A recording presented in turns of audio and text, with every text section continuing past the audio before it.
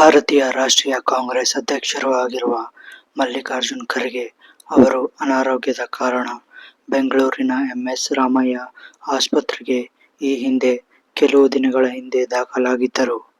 ಅವರಿಗೆ ವಯೋಸಹಜ ಆರೋಗ್ಯ ಸಮಸ್ಯೆಗಳು ಮತ್ತು ಉಸಿರಾಟದ ತೊಂದರೆ ಕಾಣಿಸಿಕೊಂಡಿದ್ದವು.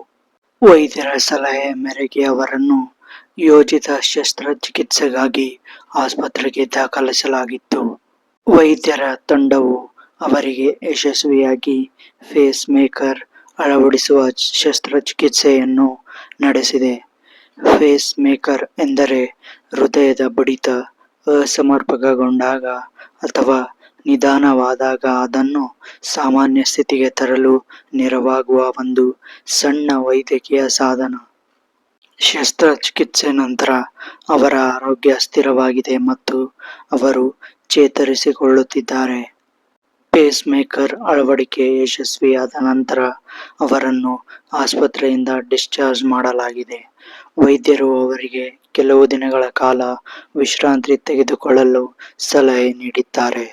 ಇನ್ನು ಮಲ್ಲಿಕಾರ್ಜುನ್ ಖರ್ಗೆ ಅವರ ಪುತ್ರ, ಕರ್ನಾಟಕದ ಸಚಿವರಾದ ಪ್ರಿಯಾಂಕ್ ಖರ್ಗೆ ಅವರು ಈ ಬಗ್ಗೆ ಸಾರ್ವಜನಿಕರಿಗೆ ಮಾಹಿತಿ ನೀಡಿದ್ದು, ಶಸ್ತ್ರಚಿಕಿತ್ಸೆ ಯಶಸ್ವಿಯಾಗಿದೆ ಮತ್ತು ಖರ್ಗೆ ಅವರು ಆರೋಗ್ಯವಾಗಿದ್ದಾರೆ ಎಂದು ತಿಳಿಸಿದ್ದಾರೆ. ಇನ್ನು ಕರ್ನಾಟಕದ ಮುಖ್ಯಮಂತ್ರಿ ಸಿದ್ದರಾಮಯ್ಯ ಸೇರಿದಂತೆ ಅನೇಕ ರಾಜಕೀಯ ನಾಯಕರು ಆಸ್ಪತ್ರೆಗೆ ಭೇಟಿ ನೀಡಿ ಅವರ ಆರೋಗ್ಯ ವಿಚಾರಿಸಿದ್ದರು.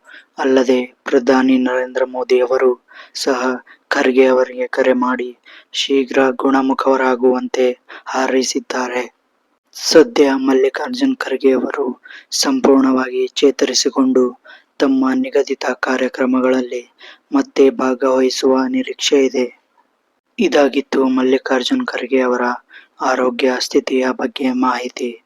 ಮತ್ತೊಂದು ಹೊಸ ಸುದ್ದಿಯೊಂದಿಗೆ ಸಿಗೋಣ. ಅಲ್ಲಿವರೆಗೂ ಎಲ್ಲರಿಗೂ ನಮಸ್ಕಾರಗಳು.